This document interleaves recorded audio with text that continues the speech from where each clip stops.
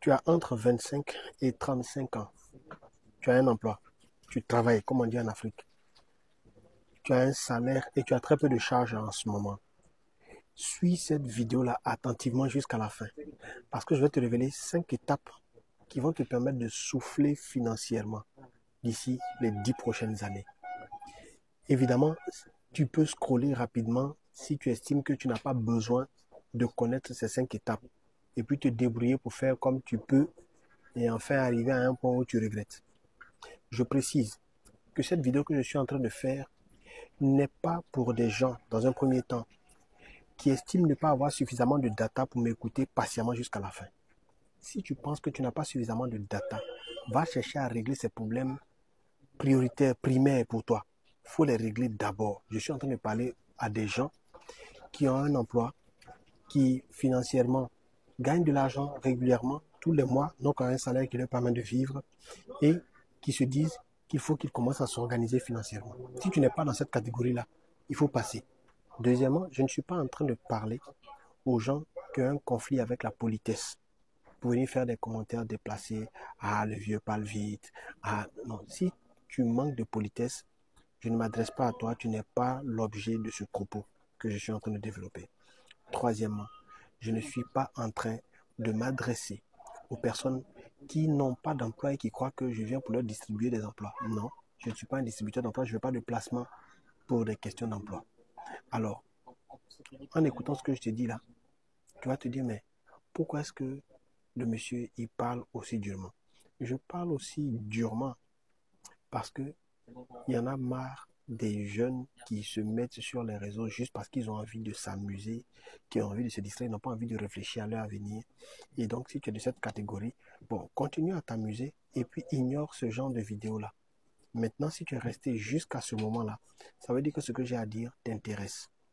Voici donc 5 étapes que je te recommande vivement de suivre. Enregistre cette vidéo-là, mets-la en favori pour pouvoir la retrouver facilement. Elle va te faire énormément de bien. La première étape, il te faut maîtriser ton budget. Il y a de nombreux jeunes qui sont salariés et qui n'ont aucun budget mensuel. Ils se contentent de dépenser comme ça. Ils gèrent les sollicitations comme elles viennent. Jeune, il te faut établir un budget. Mais comment t'y prendre pour établir un budget?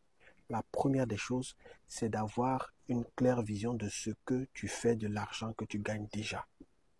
Comment tu l'utilises? Et tu ne peux pas connaître ça si tu n'es pas en train de noter tes dépenses et tes entrées. Tu n'es pas en train de noter les sorties d'argent que tu fais. S'il te plaît, commence à noter. Ça te permet d'avoir une visibilité sur la direction de ton argent.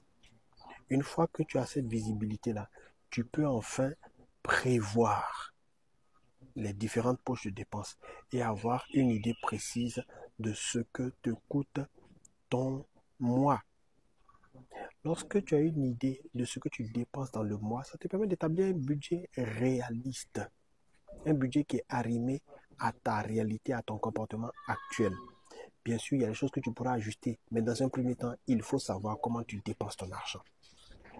Ça, c'est la première chose. Ça te permet de maîtriser clairement ton budget. Tu ne peux pas maîtriser ce que tu n'as pas mesuré. Ok? C'est la première chose. La deuxième étape importante vers ta liberté financière, vers ton indépendance financière, c'est de constituer ce qu'on appelle une épargne de précaution ou encore épargne de sécurité. C'est-à-dire, supposons que tu aies défini après observation que dans le mois, pour vivre correctement sans forcément te coincer, il te faut 500 000 francs. Lorsque tu as défini ce montant-là, ton épargne de sécurité doit être d'au moins 3 mois ce budget, c'est-à-dire 1,5 million. Donc, tu vas travailler à constituer une épargne de sécurité. C'est la première chose pour ta tranquillité psychologique. Mais à quoi ça te sert cette épargne de sécurité? C'est l'épargne que tu pourras mobiliser rapidement en cas de coup dur. Au cas où on ne le souhaite pas, au cas où pour une raison ou pour une autre, ton entrée principale là n'est plus disponible ou alors qu'on ait du retard ou tu rencontres des défis, licenciement, l'entreprise disparaît, etc. Tu peux au moins tenir ton même style de vie là pendant 3 mois, le temps de te réorganiser. Tu vois un peu. Voilà pourquoi on appelle ça l'épargne de précaution ou l'épargne de sécurité. C'est un matelas que tu mets, mais parce que tu travailles à le constituer. Je rappelle que ce que je suis en train de dire, c'est pour les gens qui ont un revenu et qui peuvent se permettre de le faire. Si tu estimes que tu ne peux pas, tu veux rentrer dans les considérations du genre, ah oh, je vais enlever cet argent, il faut quitter ici. On n'est pas en train de parler aux gens qui raisonnent comme ça. Je suis en train de parler aux gens qui veulent vraiment s'organiser parce qu'ils savent qu'ils en ont la possibilité. Donc, constitue ton épargne de sécurité de 3 à 6 mois. Il y en a d'autres qui vont jusqu'à 9 mois. Et ça, une fois que tu l'as fait, la troisième chose que tu fais maintenant, c'est de clarifier ta vision sur 5 à 10 ans. C'est-à-dire, dans l'intervalle 5 à 10 ans, comment tu veux gagner de l'argent? Quel genre de revenus tu veux avoir mensuellement?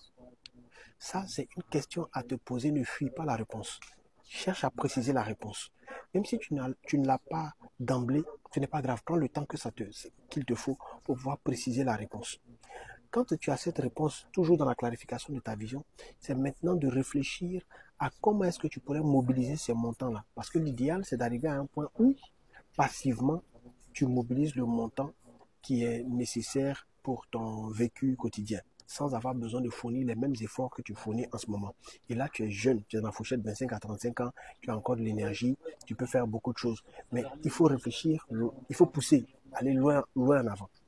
Donc, en te demandant qu'est-ce que tu peux faire pour pouvoir mobiliser le montant que tu as identifié, les réponses peuvent ne pas venir tout de suite, mais ne laisse pas la question s'éteindre. Continue de la nourrir, jusqu'à ce que tu aies des propositions, tu aies des orientations, tu aies des pistes. Lorsque, enfin, tu as établi des pistes dans ta tête, des projets d'investissement que tu as pris le temps de calculer, d'évaluer, tu peux ramener ça à ta réalité pour savoir comment, de façon concrète, je m'organise, comment je mobilise des fonds pour pouvoir réaliser tel investissement. Ça, c'est penser de manière pragmatique. Quand tu penses comme ça, tu n'es pas dispersé. Tu n'es pas en train de courir dans tous les sens. Tu ne te prives pas, mais en même temps, tu es concentré. Tu es concentré parce que tu sais que tu as des objectifs à atteindre. Alors, quand tu as clarifié la vision, tu as une idée des moyens, des projets d'investissement dans lesquels tu veux te mettre, des secteurs dans lesquels tu veux te mettre, la quatrième étape, c'est d'investir en toi, c'est-à-dire de te former par rapport au domaine que tu veux embrasser. Il faut avoir un minimum de connaissances. Ce que tu mets dans ta tête là, c'est ce qui reste pour toi. L'argent que tu mets dans quelque chose qui est en dehors de ta tête, tu peux le perdre et ça peut te faire mal. Mais la connaissance, tu ne la perds jamais. Donc, investis en toi, renseigne-toi, lis des bouquins, participe à des formations. Ce n'est pas du temps perdu, c'est du temps sagement investi. Et cesse de courir. Prends ton temps pour faire ça. Lorsque tu as suffisamment d'informations, tu vas passer à la cinquième étape qui est celle de l'investissement à proprement dit. Cet investissement que tu fais à petite échelle, en petite quantité.